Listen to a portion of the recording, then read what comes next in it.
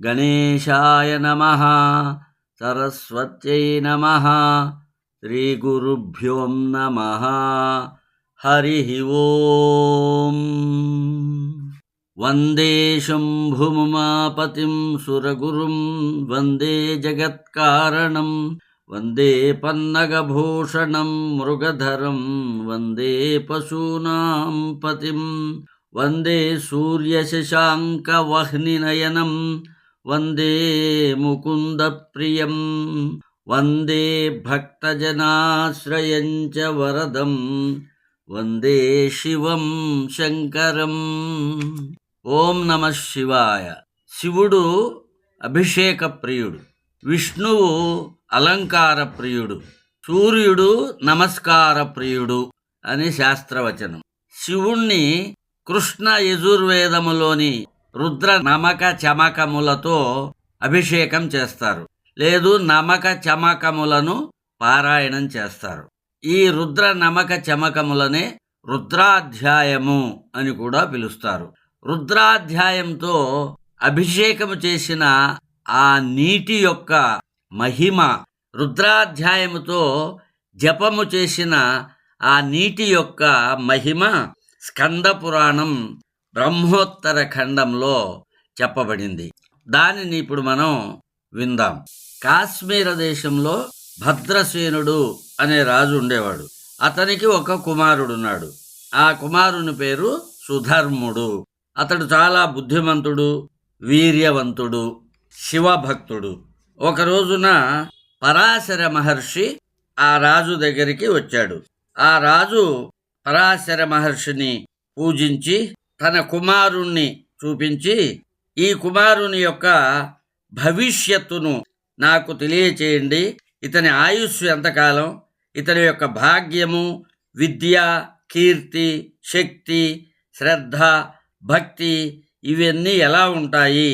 నేను మీ యొక్క శిష్యుణ్ణి భృత్యుడను, నిన్ను శరణు వేడుతున్నాను అని ప్రార్థించాడు. అప్పుడు పరాశర మహర్షి ఈ విధంగా చెప్తున్నాడు. ఓ రాజా, చెప్పరానిది ఏదైనా ఉంటే దాన్ని ఏ విధంగా చెప్తాను? చెప్పరాని దానిని విని ధైర్యవంతులైన వాళ్ళు కూడా విషాదాన్ని పొందుతారు.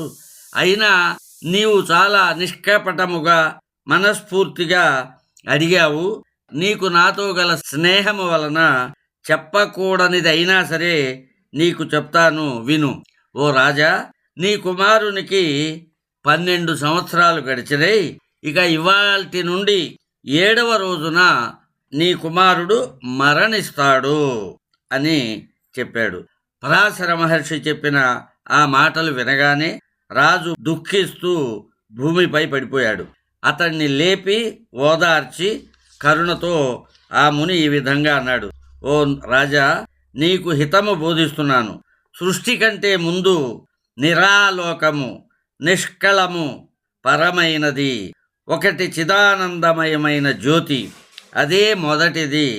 అది కేవలము శివుడే.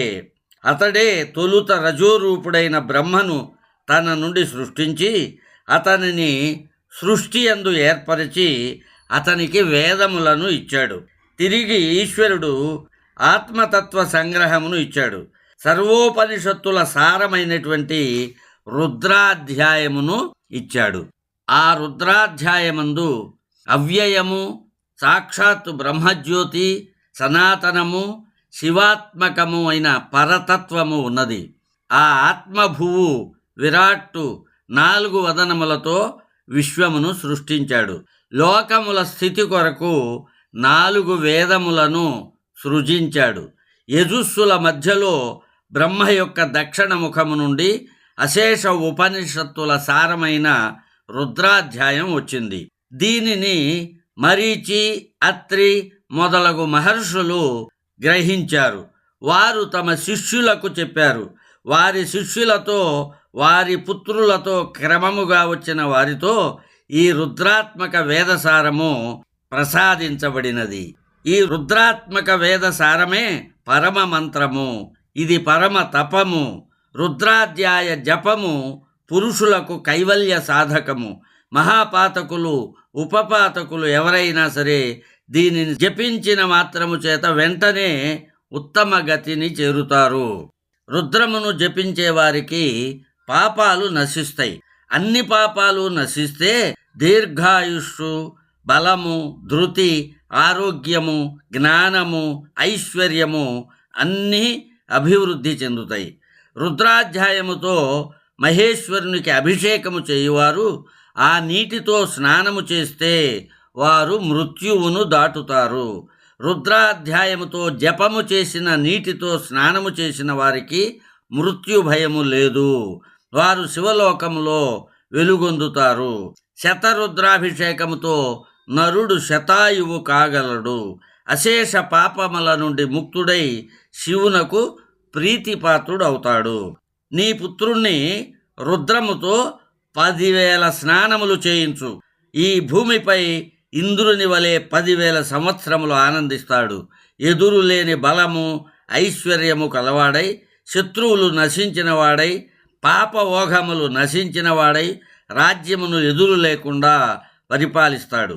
విప్రులు విమలమైన మనస్సుతో రుద్రాధ్యాయ జపమును చక్కగా చేయించు.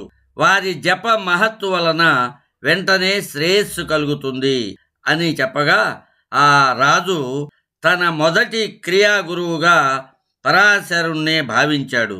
పరాశరుణ్ణి ప్రార్థించాడు, మీరే ఈ కార్యక్రమాన్ని నిర్వహించండి అని. ఇంకా ఇతరమైన ధనాశ లేని వేల కొలది మునులను క్షణంలో ఆవాహన చేశాడు. ఆ విప్రులు శాంత మనస్సు కలవారు. 1000 మంది వచ్చారు. వారు 100 కలశములను స్థాపించి వాటిలో పుణ్యవృక్షముల రసము ఉంచి ఆ రాకుమారుని రుద్రాధ్యాయంతో స్నానం చేయిస్తున్నారు. 7వ రోజు రాగా విధి ప్రకారం స్నానం చేయించారు. మునిజనులు స్నానము చేయించుచుండగా ఆ రాకుమారుడు అకస్మాత్తుగా క్షణంలో మూర్ఛపోయాడు. మరల వెంటనే లేచి మునులు రక్షణ చేస్తూ ఉండగా ఈ విధంగా చెప్పాడు, దండహస్తుడైన ఒక పురుషుడు వచ్చాడు. అతడు నన్ను కొట్టదలిచాడు. అతడు భీమదండాన్ని ధరించి ఉన్నాడు. చూడటానికి చాలా భయంకరంగా ఉన్నాడు. అదే సమయంలో అక్కడికి మహావీరులైనటువంటి కొంతమంది పురుషులు వచ్చారు. ఈ భయానకంగా ఉన్న ఇతన్ని ఆ మహావీరులు పెద్ద పాశంతో కట్టి దూరముగా తీసుకుపోబడ్డాడు. మీతో రక్షింపబడుతూ ఇంత మాత్రం నేను చూశాను అని పలికిన రాజకుమారుణ్ణి బ్రాహ్మణులు ఆశీర్వదించారు. ఆ రాజు శ్రేష్ఠులైన ఋషులు అందరినీ దక్షిణలతో పూజించి భక్తిపూర్వకముగా మంచి భోజనముతో భుజింపజేసి ఆ బ్రహ్మవాదులైన మునుల ఆశీర్వాదములను తీసుకొని భక్తితో బంధుజనులతో కూడి సభలో కూర్చున్నాడు. ఆ సందర్భంలో మహాయోగి దేవర్షి అయిన నారదుడు స్వయముగా అక్కడకు వచ్చాడు. ఆ వచ్చినటువంటి ఆ నారదుణ్ణి మునీంద్రులతో అక్కడ ఉన్నటువంటి సభలోని వారి అందరితో పాటు ఆ రాజు చూసి భక్తితో నమస్కరించి ఆసనమునందు కూర్చునబెట్టి ఉపచారములు చేసి ఈ విధంగా అడిగాడు, మహర్షి, ముల్లోకములలో అద్భుతమైనది మీరు చూచినది ఏదైనా ఉంటే దానిని మాకు చెప్పవలసినది. మేము మీ వాక్యామృతములను వినటానికి ఆసక్తిగా ఉన్నాము అని పలికాడు. అప్పుడు నారదుడు ఈ విధముగా చెప్పాడు, ఓ మహారాజా, నేను ఆకాశం నుండి దిగుతుండగా ఒక మహా విచిత్రాన్ని చూశాను. ఈ ముని పుంగవుల అందరితో పాటు నీవు కూడా దాన్ని విను. నీ కుమారుణ్ణి చంపటానికి ఈ రోజున మృత్యువు ఇక్కడికి వచ్చాడు. అతడు దండహస్తుడై ఉన్నాడు. ఈశ్వరుడు కూడా నీ కుమారుణ్ణి చంపటానికి ఇతడు వచ్చాడని తెలుసుకొని వీరభద్రుణ్ణి ప్రేరేపించి పంపించాడు. ఆ వీరభద్రుడు వచ్చి నీ కుమారుడు హఠాత్తుగా చంపటానికి వచ్చిన యముణ్ణి పట్టుకొని గట్టిగా బంధించి కోపంతో దండంతో కొట్టాడు. ఆ ఈశ్వరుని సన్నిధికి తనను తీసుకుపోతున్నట్లుగా ఆ యముడు గ్రహించి చేతులు జోడించి ఆ వీరభద్రునితో, ఓ దేవా, నీకు జయము అని పలుకుతూ తల వంచి నమస్కరిస్తూ వీరభద్రునితో ఈ విధంగా అన్నాడు, ఓ దేవదేవ, మహారుద్ర, వీరభద్ర, నీకు నమస్కారం. తప్పులేని నాపై మీకు కోపం ఎలా కలిగింది? తన కర్మను అనుసరించి చనిపోయిన రాజపుత్రుణ్ణి తీసుకువెళ్ళటానికి వచ్చాను. దీనిలో మృత్యువుది ఏమి తప్పు అని అనగా వీరభద్రుడు అంటున్నాడు, ఆ రాజు యొక్క కుమారుని వయస్సు 10,000 సంవత్సరములు. రుద్ర స్నానముతో అతని అశుభమంతా పోయింది. ఏ విధంగా విపత్తి కలిగి ఉంటుంది? నీకు సందేహం గనక ఉంటే చిత్రగుప్తుడిని పిలిచి అడుగు అన్నాడు. అప్పుడు యముడు చిత్రగుప్తుడిని పిలవగా అక్కడికి చిత్రగుప్తుడు వచ్చాడు.